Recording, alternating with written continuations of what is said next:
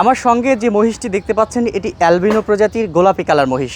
নারায়ণগঞ্জে মার্কিন president Donald ট্রাম্পের নামে এই গোলাপি কালার মহিষ ভাইরাল হবার পর রাজধানীর গাবতলীতে এসে আমরাও দেখতে পাচ্ছি এই গোলাপি কালারের দুইটি মহিষ এসেছে এবং এখানকার যে ব্যবসায়ী কোব্বাত ব্যাপারী তিনি আমাদেরকে জানিয়েছেন এই মহিষ নিয়ে আসার পর এখানে সাধারণ যারা দর্শনার্থী তারা কিন্তু এখানে এসে ছবি তুলছেন এবং এখানে এসে ভিড় জমাচ্ছেন। বিশেষ করে বিকেলের দিকে এই মহিষের সঙ্গে ছবি সেলফি তোলার হিড়িক পড়ে যায়, যার ফলে ছবি তোলা এবং সেলফি তোলার হিমশিম খেতে হচ্ছে এই ব্যাপারীদেরকে।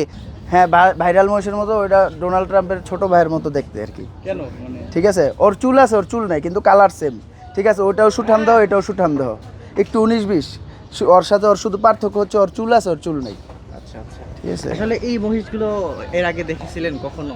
এর আগে আমাদের ওখানে অনেক ফার্ম আছে, যেমন আরকে এগ্রো ফার্ম আছে, পরে এসএস ক্যাটেল ফার্ম আছে, ওইখানে দেখছি পিঙ্ক কালার, কিন্তু পিঙ্ক কালারই কিন্তু একটু 19-20 আর কি, সেম টু সেম না, কিন্তু পিঙ্ক কালার।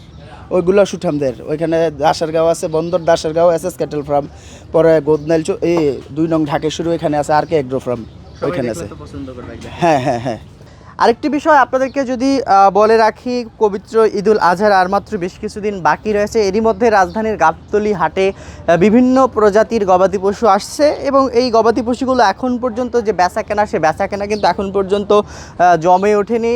এর পাশাপাশি অ্যালবিনো প্রজাতির এই গোলাপি কালারের যে দুইটি মহিষ, এই দুইটি মহিষের দাম চাওয়া হচ্ছে 11 লক্ষ টাকা এবং ব্যাপারী কোব্বাত ব্যাপারী তিনি আমাদেরকে জানিয়েছেন যে এটির এই মহিষ দুইটির মধ্যে একটির দাম প্রায় দরদাম কষাকষির পর কাছাকাছি পর্যায়ে এসেছে এবং তিনি দাবি করছেন যে আশা করছেন দ্রুত সময়ের মধ্যে এই মহিষ দুটি সেল করতে পারবেন।